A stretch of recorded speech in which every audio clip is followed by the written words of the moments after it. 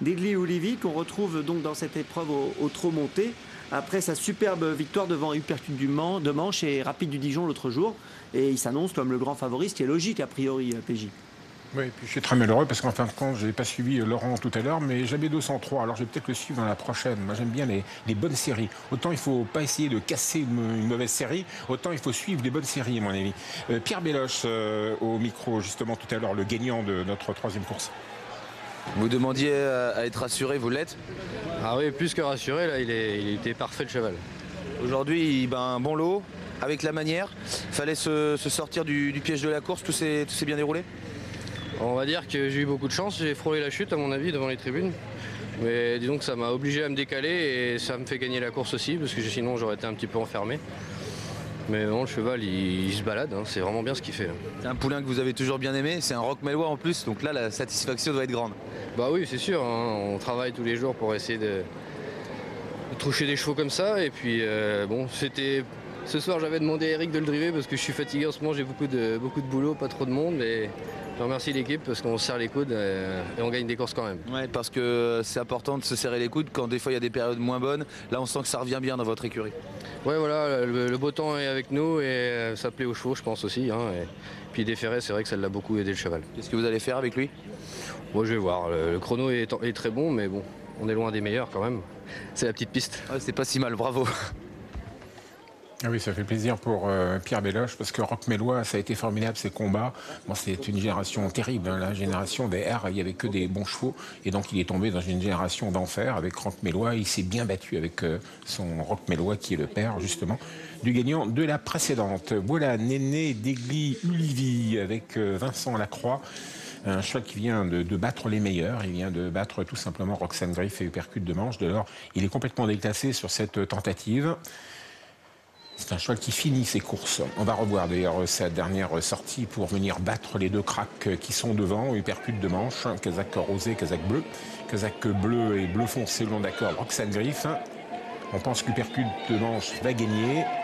Mais Néné Degli Ulivi n'a pas son pareil pour finir et plonge en dedans. Regardez, il grignote le temps perdu et il va l'emporter aux abords du poteau, faisant une belle impression. Je sais qu'il a toujours montré beaucoup de moyens au trot monté, bien sûr, et à l'athlète, de temps en temps, il sait également le faire, mais c'est plus intermittent. Voilà, son jockey, Alexandre Brivard, qui le monte parfaitement parce qu'il sait qu'il faut un peu le préserver et faire surtout 500 mètres, en fin de compte. Alors, son opposant direct, c'est le numéro 2, Nonan Lepin, qui lui, par contre, va devant. Donc, on a le leader qui devrait mener bon train, ce qui peut être un avantage, d'ailleurs, pour Néné Degli Ulivi. On va peut-être revoir ce qui s'est passé il y a une toute petite heure, 3/4 d'heure, 50 minutes. Ce sont les hits de cette épreuve. Alors on effectue un hit attelé pour Vic Dubois-Nan, le numéro 1. Écoutez, attelé, il va bien. Très souple. Mais il faut savoir que nous avons des chevaux qui ont gagné beaucoup d'argent et ils sont tous très bons. Donc vous allez voir des hits, bien sûr, en général parfaits. On est assez cool avec Nolan Lepin, cette fille de Godsmadwood, parce qu'elle monte en pression assez rapidement, donc c'est pas la peine de la monter en pression également aux échauffements. Un beau gabarit, une belle jument.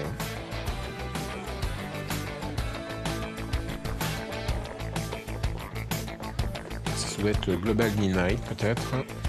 Oui, sûrement. Je crois qu'il a montré des moyens attelés. Qui semble un petit peu spécial. J'apprécie à moitié.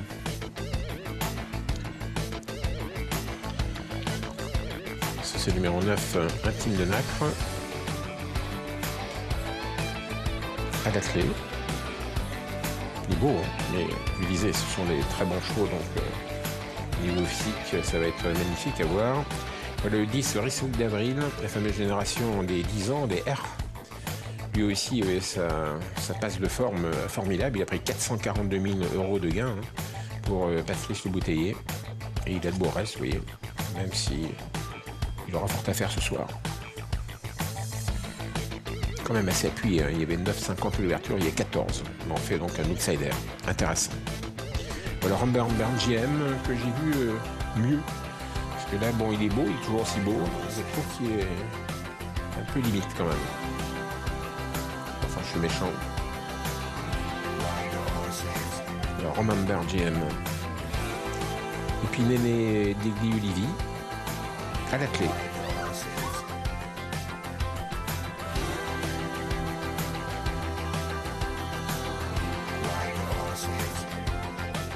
Voilà, un cheval qui vient de battre Uppercut de Manche, qui vient de battre Roxane Griff dans cette épreuve numéro 12, Néné Degli-Ulivi. C'est la sensation de cette épreuve. On lui oppose donc bien sûr le numéro 2, Nonon Le Pin, cette jument, et voilà Néné avec Alexandre Rivard. L'entraîneur de Rijswijk d'Avril, c'est Patrice Le Bouteiller aux côtés de Jean-Philippe. Oui, le cheval revient au trot monté, c'est la discipline dans laquelle il a fait des perfs assez terribles. Est-ce que vous le sentez bien avec les parcours qu'il a attelés là? Oui, le cheval est bien. Bon, c'est une reprise de contact au monté. Il y a plus de 18 mois qu'il n'a pas couru au monté. Bon, le cheval au hit, il avait l'air bien, mais bon, il y a quand même des clients là ce soir. Enfin, lui, c'est un sacré client quand il est au top de sa forme. Oui, mais là, bon, il aurait fallu qu'il dise que le cheval est bien, mais là, il faut que Florian, il ne connaît pas non plus. Je ne sais pas comment il va s'entendre avec. Après, il faut courir et puis il faut voir, quoi. Non, mais le cheval est bien et il va être compétitif pour une place, je pense. Okay. Les courses attelées, ça veut dire que c'était pas forcément pour le préparer en vue de cet engagement-là? Si, quand même, je l'ai couru attelé pour courir cette course-là, quoi. Si, je ne veux pas dire qu'il n'est pas préparé pour cette course-là, mais non, le cheval est bien, il est dans sa catégorie, quoi. Ok, merci. Voilà, donc troisième larron possible quand même pour un Lexicite au moins, Rijswijk d'Avril, que vous voyez là-bas au loin. Vous avez vu Tonnerre de Retz, un cheval qui parfois surprend, qui a beaucoup progressé, Tonnerre de Retz. Voilà Nonon Le Pin, avec David Thomas. Belle jument. 4,40, c'est la deuxième favorite. Pas tant de distance, tout le monde aux 2850 mètres. C'est fermé à 550, c'est vraiment formidable cette course pour Néné Degli-Ulivi. Il vient de gagner, il trouve des conditions exceptionnelles immédiatement derrière.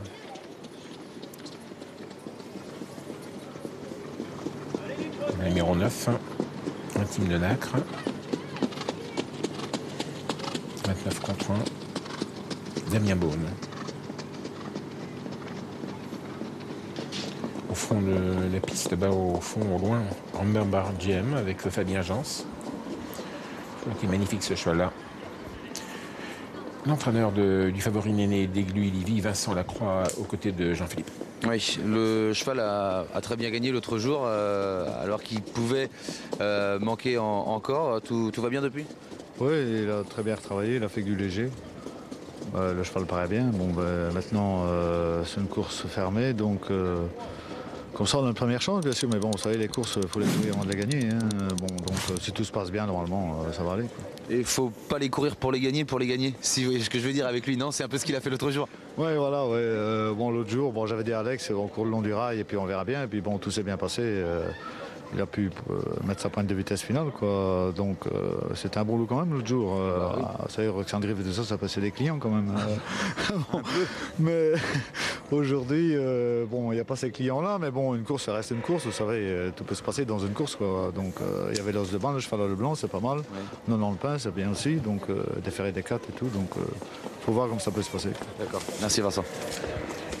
Voilà, c'est quand même l'intérêt formidable de cette soirée, d'avoir le tombeur du Percute de Manche et de Roxane Griff en piste ce soir, dans une course où, en fin de compte, il est le mieux placé au niveau des gains, sans rendre de distance. Au numéro 3, Delos du Banet, on en parlait avec Vincent Lacroix tout à l'heure, Franck Ibar sur son dos. De 14 à 11, on commence à investir sur ce numéro 3. J'essaie de regarder où on est Néné Degli-Ulivi, on le préserve au maximum, il est bien là-bas, il est très calme. Il est au fond de l'hippodrome actuellement. Le numéro 12, bien sûr.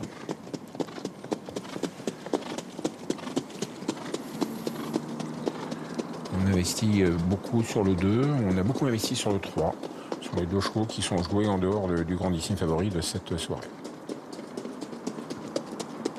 Et je surveille là-bas, il est vraiment parfait. Je surveille dans l'année tournant, il va très très vite, Néné Degli-Ulivi. Celui qui le battra ce soir, celui qui lui résistera, aura gagné, semble-t-il. On entre dans les derniers moments.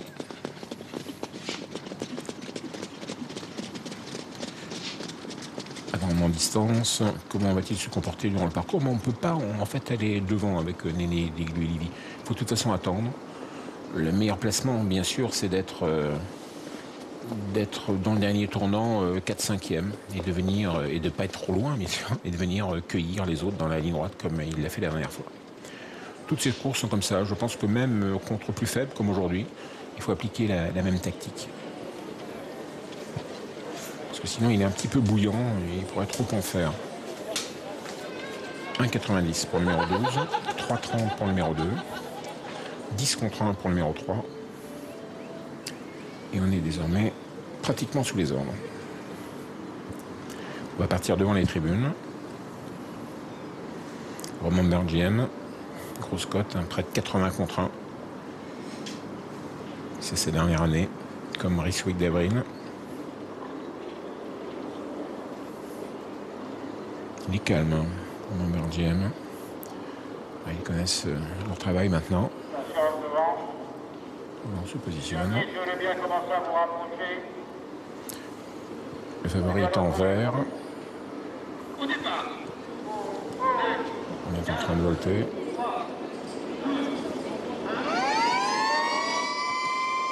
Eh bien, faux départ. On est parti un peu vite avec le 4 uppercut du Houlet, semble-t-il. Néné d'Aiglu-Olivier est parfait. Et j'ai peur que le 4 ait un petit souci. Si on décide que c'est un cheval qui a coupé le faisceau, ça peut être lui, bien sûr. On revoit le départ.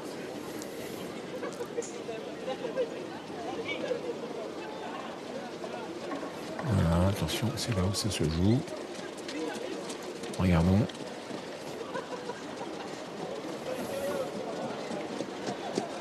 Ouais, pas grand chose, mais le 4 est peut-être devant les autres. Ouais. Bien.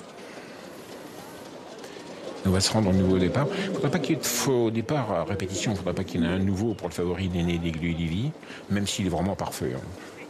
Il partait très vite, il aurait été tout de suite bien placé. Mais il pourrait monter en pression. Ce qui est le cas également de Nonan Le Pin, qui est une jument qui s'étirait parfois.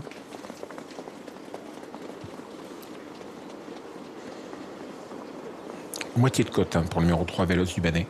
On est passé de 14 à 7, c'est l'engouement juste avant le départ. Alors que Vincent Lacroix nous disait attention à Véloce du Bannet. Le bon bruit doit se circuler pour Véloce du Bannet. Alors le 4 va partir derrière un autre.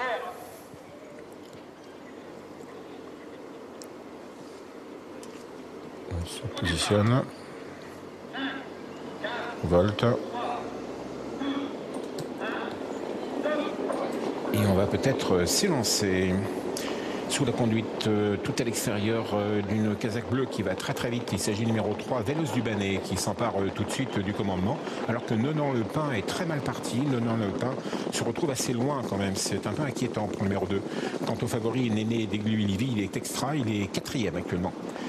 Le vénérable Raceway d'Avril, numéro 10, Florian Demigneux, a pris la direction de l'épreuve. En deuxième position, le 3, Véloce du Bannet avec Franck Nivard. La troisième place pour Uppercut du Houlet, qui est déjà bien placé, lui qui avait dû partir derrière un adversaire. Néné d'Aiglu-Olivier est en quatrième position, une position rêvée, bon d'accord, dans le dos des premiers. Les premiers avancent, donc c'est un gros avantage pour lui, bien sûr. Premier passage en face. Et nous avons sous la conduite du numéro 10, Raceway d'Avril, Florian Demigneux sur son dos. En deuxième position, Franck Nivard avec le 3 Véloce du Bannet. La distance, le 4 Uppercut du Houlet reste bien placé. Néné d'Aiglu-Olivier est toujours 4e, très facile. Un peu plus loin se retrouve Sylvie de Bétan avec Anthony Barrier qui remplace Mathieu Abrivard. Une casaque rose revient à l'extérieur. C'est le numéro 9, un Team de Nacre. Parmi les derniers se retrouve Remember GM avec Tsar de Tonnerre qui attend. Tonnerre de Retz qui attend, le numéro 6, Tonnerre de Retz qui attend. Et parmi les derniers, nous avons également le numéro 1, c'est Vic Duboinan. Et Nonan Le Pin, qui était donc parti sur un temps de galop, est au dernier rang. Est-ce que Nonan Le Pin, sur sa classe, peut encore revenir disputer les places? Toujours est-il que ça équivaut à rendre 25 mètres pour le numéro 2. Passage dans les tribunes avec Raceway d'Avril toujours en tête, le numéro 10. L'entraînement de Patrice Bouteiller. En deuxième position, le 3 Véloce du Bannet, Franck Nivard pour Franck Leblanc. La troisième place pour Uppercut du Houlet, numéro 4, l'entraînement de Bruno Marie. Et on attend plein gaz avec Néné d'Aiglu-Olivier, le numéro 12, l'entraînement de Vincent Lacroix. L'avant-dernier tournant. Rissué d'Avril toujours en tête, Véloce du Banet en deuxième position. Que fait Nonan Le Pin? Mais la jument est toujours au dernier rang. Rissué d'Avril toujours en tête. Alexandre Arbivard ne veut pas se faire piéger et vient en deuxième épaisseur avec Néné Degli-Olivi. Il semblerait qu'il soit très très bien dans sa tête, Néné Degli-Olivi. Toujours sous la conduite de Riswick d'Avril, le numéro 10 en deuxième position, Véloce du Banet, numéro 3. Voilà l'attaque de Néné Degli-Olivi qui a le dos des deux premiers, c'est formidable. Et puis Nonan Le Pin qui n'était pas parti, fait un bout magnifique à l'extérieur et redonne du moral à ses preneurs. Le numéro 2, Nonan Le Pin, fend l'air à l'extérieur. Nonan Le Pin sur une accélération de classe, vient très fort à l'extérieur au commandement côté numéro 10 Riswick d'Avril. Des derniers rangs au premier rang pour Nonan Le Pin. Nonan Le Pin, l'italienne en tête, une fille de Godfrey-Wood qui a pris 2 longueurs dans le dernier tournant, mais elle a tout donné. Alors que Néné Degli-Olivi n'a rien fait et à 400 mètres pour inverser les rôles. Toujours sous la conduite de Nonan Le Pin, numéro 2, à quelques longueurs, Néné Degli-Olivi. Numéro 12 va être lancé par Alexandre Arbivard. Regardez la course poursuite, ça va être beau. Regardez Néné Degli-Olivi qui va mettre ventre à terre pour rattraper Nonan Le Pin. Nonan Le Pin qui a tout donné avec David Thomas. Et voilà Alexandre Arbivard qui va essayer de cueillir Nonan Le Pin. Les derniers mètres, Néné Degli-Olivi sur une accélération foudroyante. Néné Degli-Olivi, après avoir battu percute de manche, Roxane Griff, gagne facilement ce soir. 4 cheval, Néné Degli-Olivi qui l'emporte. La deuxième place pour Véloce du Banet. Et pour la troisième place, Nonan Le Pin est menacé par Remember GM. Victoire du numéro 12, Néné Degli-Olivi, qui répète après son éclatante victoire dernièrement pour son retour au trot monté. La deuxième place pour le numéro 3, Véloce du Banet.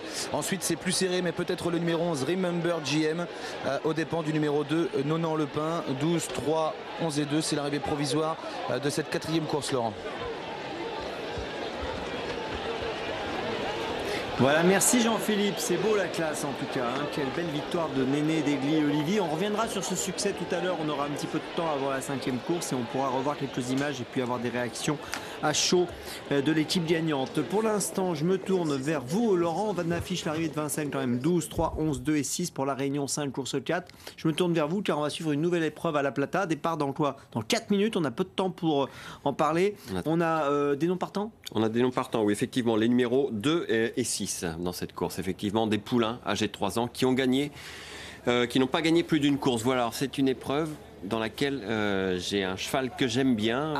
Ce n'est pas le favori. Alors, c'est qui? Mais on a peu de temps. C'est le numéro 9. J'avais un petit faible pour ce numéro 9. On voit qu'il est assez joué du côté de La Plata. Ce n'est pas le favori. Le favori pour l'instant, c'est le numéro 11. Et à l'instant même, c'est le 10 qui est passé favori.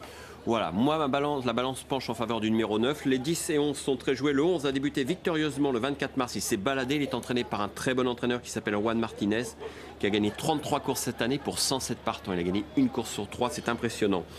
Donc à Orfire, voilà, il était favori il y a 1 minute. Le numéro 10, Rocksteady, qui est très joué, qui est favori pour l'instant en Argentine, a couru à 4 reprises dans sa carrière. Il s'est imposé le 8 février et puis il a couru dans cette catégorie le 24 mars. Il est 2e. Voilà, c'est un cheval qui va vite remporter une épreuve de ce genre. Et puis j'aimais bien moi le numéro 9, Lujo Pampa, concurrent qui a couru un peu plus et qui lui s'est imposé, a ouvert son palmarès au mois d'août l'année passée. Il reste sur 2 très bonnes deuxièmes places, battu d'une longueur la dernière fois. J'ai bien aimé j'ai bien aimé sa fin de course. Voilà, c'est ce qui m'avait un petit peu donné envie de le retenir assez haut, ce numéro 9. Maintenant, c'est vraiment une affaire d'impression. Il y a le 12 également qui est assez joué, un concurrent qui est très régulier aussi, extrêmement régulier, qui arrive de Palermo, attention. Et puis, sachez que Georges Ricardo, notre jockey champion, est en selle sur le numéro 5, Pachuca Van. Pachuca Van, ça paraît un petit peu compliqué. Ces dernières sorties ne sont pas très bonnes, Laurent. Donc moi, ça se concentre au niveau des numéros 9, 10, 11 et 12. Petite préférence pour le numéro 9. Donc je rappelle que dans la course, il y a jeu simple, couplet, trio, mini-multi 2 sur 4. Donc vous nous dites éventuellement, pour ceux qui voudraient faire un mini-multi, 9, 10, 11 et 12. Mais vous nous dites surtout que votre préféré, c'est le numéro 9. C'est vraiment... Lujo Pampa. C'est au feeling, mais bon. Bon, bah, vous allez peut-être nous faire le coup de 3. Moi, je vous sens bien parti pour un coup de 5 ce soir. Je ne sais pas pourquoi, je vous sens capable de faire un coup de 5. Bah, écoutez, on va voir. Peut-être qu'il va s'arrêter là, mais on va voir. En tous les cas, il y a un concurrent qui... ça vaut la peine d'évoquer sa candidature, c'est le numéro 1 qui est très joué, qui s'appelle Maron Perfecto, qui reste sur une victoire. Il vient d'ouvrir son palmarès, c'est son premier essai à ce niveau, donc voilà, on est un petit peu dans le flou, on passe un cap. Il avait couru 9 fois pour remporter son Méden. C'est pas forcément un phénomène, je trouve qu'il est très joué. Alors Laurent, juste une chose quand même, parce que je vais quand même aller vous chercher. La course c'est 1100 mètres. Oui. On l'a vu, le tournant arrive vite. Vous l'avez expliqué tout à l'heure dans la course précédente qui se disputait sur 1000 mètres. Dans la course précédente, on a vu que l'arrivée c'était 2, 1 et 3. Les 3 petits numéros à la corde. Effectivement. Là, votre cheval, il a le 9 sur 1100 mètres. Comment il va gérer ça? Alors, comment il va gérer ça? On va regarder. Je pense qu'il va y avoir du forcing de la part des 4 concurrents de l'extérieur qui ont tous une bonne chance. On va voir comment ça se passe. En tous les cas, les chevaux qui sont dans les stalles 3, 4, 5, 7, ce ne sont vraiment pas des chances prépondérantes. On va surveiller le numéro 1 et je crois qu'en dehors, on va faire le forcing un petit peu quand même. 1100 mètres, on a 100 mètres de plus pour se placer par rapport à tout à l'heure. Alors c'est quand même... Parce que tout à l'heure, sur 1000 mètres, c'est 1-2-3 à l'arrivée. 2-1-3. Oui, 2-1-3, c'est vrai, mais on était tout de suite dans le tournant. Là, on a un petit peu plus de place. On va quand même surveiller le départ. Mais écoutez, ça n'a pas freiné les parieurs argentins, donc on ne va pas s'arrêter là-dessus. C'est vrai que les parieurs argentins ont joué à l'extérieur. Ils ont joué à l'extérieur, mais ce sont vraiment les bonnes chances extérieures. Hasard du tirage au sort, hein, voilà, c'est comme ça, mais les bonnes chances de la course. Le numéro 1, on est un petit peu dans le flou parce qu'il vient de remporter son Méden. Il a mis 9 courses à remporter son Méden. Là, il passe dans la catégorie supérieure. Voilà, coup d'essai à ce niveau pour ce numéro 1, je vois qu'il est très joué. Je rappelle que votre cheval, le numéro 9, Lujo Pampa, il reste sur 2 deuxièmes places. Hein, 2 deuxièmes places, il était battu d'une longueur la dernière fois. La fois d'avant, il était battu un peu plus nettement, Lujo Pampa, sur 1100 mètres. Voilà, son jockey le connaît bien, Aníbal Cabrera, c'est un bon jockey hein, qui a gagné une 50aine de courses cette année. Bon, l'entraîneur, on l'a dit, du numéro 11, c'est un très très bon entraîneur. Et puis sachez qu'il y a une femme entraîneur. C'est la femme entraîneur la mieux classée en Argentine. Elle est 9e au classement des entraîneurs. Elle s'appelle Elisabeth Del Cedeno. Elle est 9e au classement des entraîneurs. C'est elle qui entraîne le numéro 1. Voilà, il y a 2 femmes dans le top 20 en Argentine. Elle, c'est la mieux classée. Elle est 9e. C'est assez rare, donc on peut le souligner. Parce que des femmes entraîneurs en Argentine, il y en a, mais il y en a 2 dans le top 20. Donc, alors, voilà. Je rappelle, c'est affiché, hein, les numéros 2 et 6 sont non partants dans la course. Je dis ça parce que sur le bandeau des clodes PMU, le 2 apparaît et le 6 apparaît pas vraiment, il apparaît sans apparaître. Mais en tout cas, sachez que les numéros 2 et 6 sont non partants comme affichés sur votre écran actuellement en bas de votre écran. Donc le 2 et le 6 ne sont pas dans la course, ils ne sont plus que 10 dans l'épreuve. Et si vous venez de nous rejoindre à 21h32 sur Equidia Live, sachez que Laurent Barbarin tout à l'heure avait comme sélection gagnante le numéro 9 de la première course, Weyerbeck, qui était le grand favori et qui a gagné. Dans la deuxième, il nous a donné le 2, Esperado Planet, qui était au départ pas favori, mais qui est devenu favori parce que vous nous avez bien chauffé, donc la cote a baissé et il a gagné. Et là, vous nous dites, donc pour éventuellement une passe de 3, le numéro 9, Lujo Pampa, qui est à une cote de 5,10 en France, ce qui est pas mal quand même. Il y a 5,15 en Argentine. Oui. Écoutez, c'est des cotes qui à peu près équivalentes. Donc on voit qu'il y a beaucoup d'argent. Le 11 est repassé favori en Argentine, tout comme il est d'ailleurs en France à cet instant. Le numéro 11, on le rappelle, qui a couru une fois le 24 mars, qui a débuté, qui a gagné. Il a gagné facile. Alors, petite chose qui va, entre guillemets, à l'encontre du 11, mais je n'aime pas, c'est pas pour dire du... Mais voilà, il est confié à un apprenti. C'est pas pour dire du mal, mais non, c'est pas pour dire du mal. Non, mais voilà, il y a un apprenti, il y a un numéro en dehors. Sur le 9, il y a un jockey, Aníbal Cabrera, qui est extrêmement confirmé. Voilà, le petit avantage de l'expérience pour ces stalles en dehors. Bon, maintenant, si le cheval est vraiment au-dessus du lot, le 11, il va gagner, bien évidemment. Mais... voilà, ça peut parfois faire la différence, le métier, on le sait, que ce soit en France, en Argentine ou à l'île Maurice. Allez, on va bientôt pouvoir s'élancer pour cette course qui est la course numéro 6 à La Plata en Argentine en direct. Regardez, stall 9 hein, donc pour Lujo Pampa qui est le favori de Laurent Barbarin à la cote de 5,4, une cote intéressante. Ouais. Attention. Le départ va être important, le tournant arrive vite. Le 1 est en panique dans sa stalle un peu. Ouais, c'est un peu de pression pour ce numéro 1. Ouais. Il est installé n'importe comment, là. Il va jamais sortir de sa stalle. Là. Il est penché, touché dans sa stalle, le numéro 1. Il est appuyé à droite, là, on voit qu'il y a l'homme des stalles qui essaye de... Ah ouais, il va rester collé dans sa stalle, là, placé comme il est placé. Ah mais ça y est, il monte à 2, là, voilà. Ils l'ont réveillé, puis les oreilles sont pointées. Non, tout va bien, Laurent. C'est un peu inquiétant, quand même. Un petit peu inquiétant. Pour ceux qui l'ont joué, c'est un peu inquiétant. Allez. Il n'est pas bien dans sa stalle, il est penché, il est couché. Un petit peu, il est appuyé. Il penche à droite. C'est parti. Allez, il n'est pas si mal parti finalement ce numéro 1. Et c'est le numéro 3, Ellie Sprout, qui a été gêné. En revanche, on est très bien parti avec le 7, Speech Parole. À l'extérieur, on retrouve également un autre concurrent qui s'est bien élancé, c'est le 9, Lujo Pampa. Et puis on fait le forcing avec une casaque foncée, c'est celle du numéro 11, Our Fire. Et pour aborder le tournant, c'est un autre concurrent, c'est le 12, Don Maton, qui a l'avantage. Le 12, Don Maton, qui a le meilleur sur le 7, Speech Parole. Troisième position déception pour l'instant pour le numéro 11, Our Fire. On retrouve ensuite Nashville Prize, le numéro 4 qui galope devant le 9, Lujo Pampa. On est lancé ensuite en dehors avec un autre concurrent qui tente de se rapprocher. Maintenant, c'est le 10, Rocky Steady. C'est le 10, Rocksteady qui a l'avantage pour entrer dans la ligne d'arrivée. Avec côté corde le 7, Speech Parole qui commence à être sollicité. Et puis on va tenter de venir maintenant à l'extérieur avec le 11, Our Fire. Et puis le numéro 9, Lujo Pampa qui est décalé maintenant et qui va prononcer son effort en pleine piste, qui a un petit peu de mal à réagir pour l'instant, mais qui vient quand même avec toujours le 11, Our Fire qui a le meilleur aux abords du poteau. Le 11, Our Fire qui est attaqué à son extérieur par le numéro 9, Lujo Pampa qui a du mal à réagir. Le 4, Nashville Prize est toujours en lice pour un accessi. C'est le 11, Our Fire qui ne va faire qu'une bouchée de ses rivaux. La deuxième place sera pour le 9. La troisième, je crois qu'elle est pour le numéro 8, Léopard Gold. La quatrième à voir. Victoire du 11, Our Fire, qui était le favori de la course. On va voir sa cote dans quelques instants en finale. Regardez cela. 4 €, deuxième place pour votre cheval, Lujo Pampa. Vous êtes battu, mais avec les honneurs quand même, hein, Laurent. 4,50. Troisième, le numéro 8, Léopard Gold, à la cote de 10 €. Et quatrième, alors je ne sais pas. Je crois que c'est... C'est très flou. Ouais, c'est très flou. Je me demande si c'est pas le numéro 5. C'est qui? Non, c'est peut-être le numéro 7, pardon. Ce serait le 7. Je crois que c'est le 7. Pitch Parole, peut-être. Ouais, c'est le Allez, 7 qui regardez avait... encore. Le 11, le 9, Lujo Pampa, il s'est bien défendu. Mais il est tombé sur meilleur, là. Alors voilà, ce cheval qui avait débuté, qui avait gagné 4 longueurs, hein, qui est monté par un apprenti, qui remporte son... Je crois que cet apprenti, c'est son 3e succès de l'année. Voilà. Ramon Federico Torres, il s'appelle, c'est ça? Ramon Federico Torres, c'est ça. Ouais, c'est serré pour la 3e place. Attendez, on a dit le 8. Ah si, peut-être que c'est le 8. 3e. Et c'est bien le 7. Et c'est qui à la corde? Je ne sais pas si c'est le 9. À la corde, c'est le 4, qui est 5e. C'est le 4, c'est 8, 7, 4, oui. Je sais pas, alors là, je trouve que c'était... Oui, non, c'est ça, c'est le 4, vous avez raison. 11, 9, 8, 7. 11, 9, 8, 7 et le 4 serait 5e. Quelle déception. Eh bien, écoutez, voilà pour l'arrivée de cette épreuve, cette course numéro 6. Laurent, vous êtes 2 fois premier, 1 fois deuxième, c'est quand même pas mal. Hein. Ouais, mais là, je vous avoue que, écoutez, le numéro 11, en tous les cas, il avait débuté, il avait gagné très facilement, il confirme, c'est certainement un très bon poulain. Là, on est tombé sur un os avec notre numéro 9. Je vous sentais parti pour le coup de 5. Voilà, c'est comme ça. On va se rattraper. Allez, on va faire une pause rapidement. 11, 9, 8 et 7 pour l'arrivée chiffrée. Petite pause rapide. Et dans la foulée, on va retrouver Vincennes avec des réactions sur le succès de Néné Degli Olivi. A tout de suite.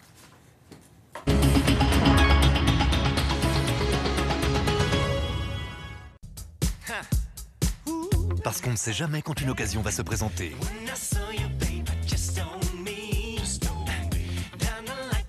Soyez toujours impeccable grâce au déo invisible for black and white de Nivea Men.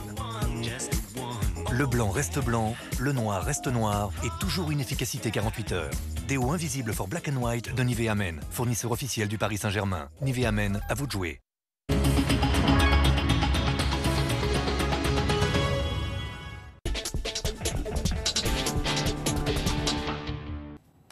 Allez, on va poursuivre l'émission, bien sûr, à Vincennes maintenant. Et on va retrouver celui qui a brillé dans la course précédente. C'est Alexandre Abrivard qui a gagné avec ce cheval, Néné Degli Olivi, qui a fourni une superbe ligne droite. Très belle impression visuelle. Réaction à chaud au micro de Jean-Philippe. C'était magnifique à voir, cette classe, cette vitesse. Ouais, des 500 à revenir gagner le dos de Nolan Lepin, à cheval, c'est encore plus merveilleux. Ouais, le cheval est ferré en plus, il a un jeu de jambes terrible. Ah ouais, il a une vitesse de base qui sort de l'ordinaire. Que dire de plus? Non, c'est un pied à monter à chaque fois. On peut parler de crack presque, non? Parce que l'autre jour, il bat Roxane Griff, il percute 2 manches. Là, il fait une 500 derniers mètres magnifique. Ouais, c'est un véritable champion. Hein. On n'a pas affronté souvent les meilleurs, mais à chaque fois, on n'était pas ridicule. La dernière fois, on les a battus. Et puis j'ai l'impression qu'avec ses vacances forcées, le cheval dans sa tête il est mieux, il tire moins dans le parcours et c'est que mieux pour lui. Il est exceptionnel, vous laissez pas votre place dessus là. Ah non, là, même avec un nez cassé on le monte. Hein.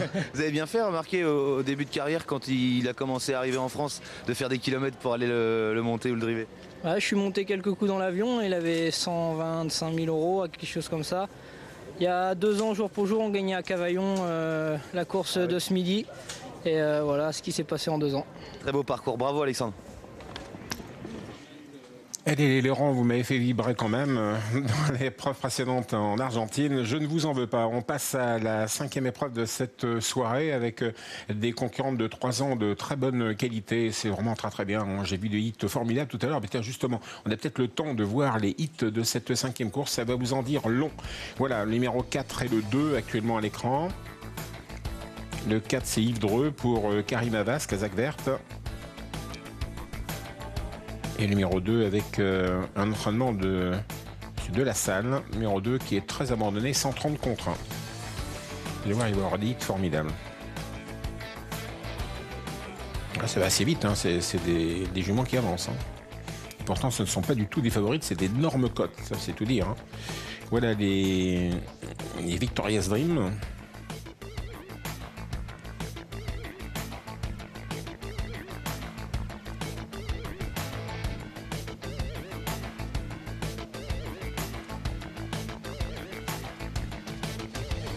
Numéro 12, Calarossa, c'était pas mal. Numéro 5, Kova Jocelyn, une très très belle jument qui a fait grosse impression en arrière four en faisant un dernier kilomètre somptueux. Il l'aura pas lancé en fait, Kova Jocelyn, il l'a décontracté. Jument un petit peu spécial, cette fille de Love You, mais qui a de l'avenir. Hein.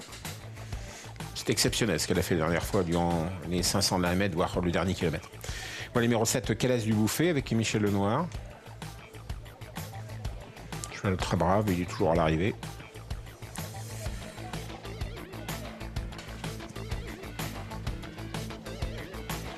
Voilà le numéro 9, Châtelaine de Mai avec David Thomas.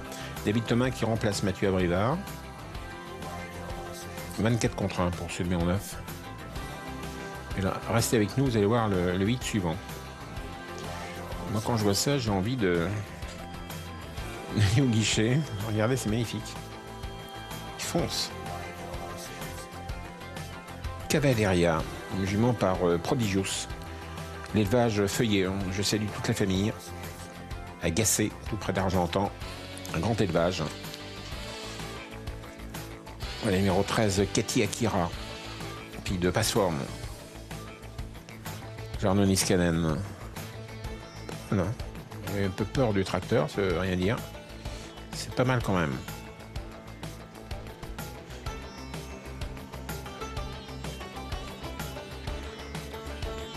Et voilà Cosette.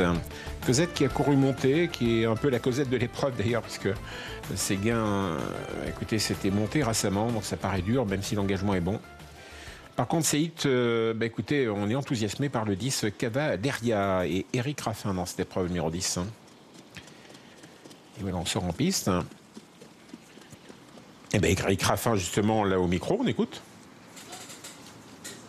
Cavaleria pour Sébastien Garato un peu plus tard, c'est une pouliche qui est assez réprochable depuis le début de sa carrière.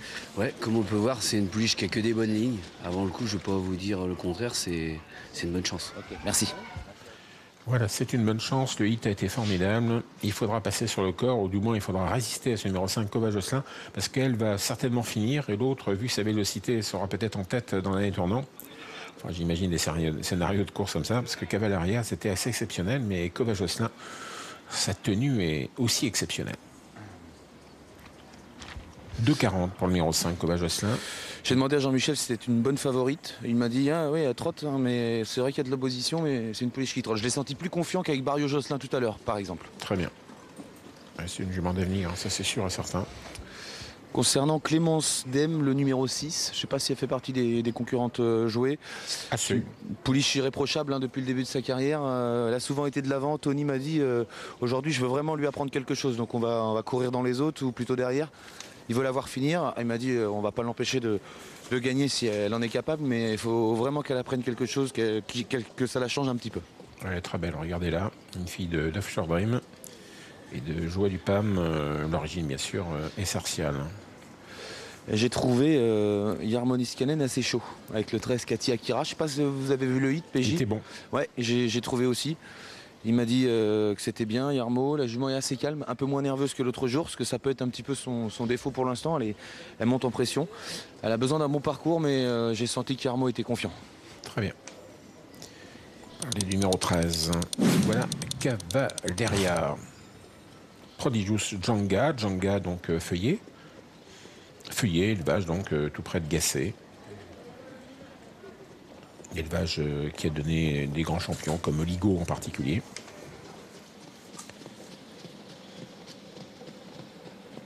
Voilà le numéro 7, Calès du Bouffet. La casaque de Philippe Thirionnais. Philippe Thirionnais, c'est l'homme de Bernay. Le champ de course de Bernay se situe pratiquement sur cette terre où il a son élevage. On retrouvera d'ailleurs Bernay avec le passage du Trophée Vert cette saison. Bernay qui était un hippodrome un peu référence. Sur l'herbe, c'est un des meilleurs hippodromes de France pour la suite. D'ailleurs, quand on a des notes à Bernay, c'est assez détonnant derrière. Il faut dire qu'on est en plein pays d'élevage, en pleine Normandie, donc c'est super bien. Il y a de grandes écuries qui courent, les Dubois en particulier. Mais Pierre Lévesque, Yves Dreux, tout le monde vient sur l'hippodrome de Bernay. C'est un cadre formidable sous des marronniers. Et la piste est très bonne.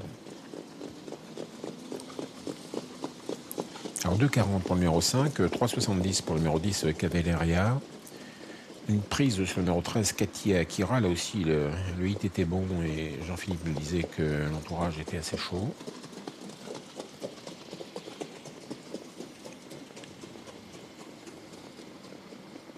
Voilà, sur Piam Piam pour le numéro 9, Châtelaine de Mai.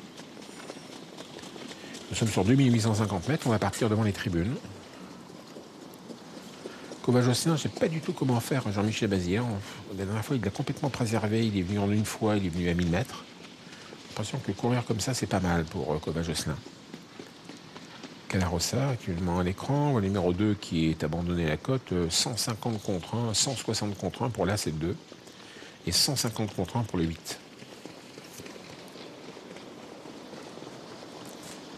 On se rend au départ avec le numéro 13, Katia Akira, Denis Caven.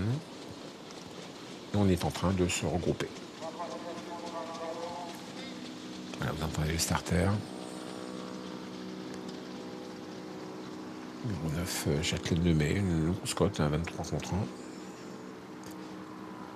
Tony Le Belair s'est abandonné actuellement. Il avait démarré 11, mais là, il remonte beaucoup. Il est à 15 maintenant avec le 6, Clémence Dème. Et vu les déclarations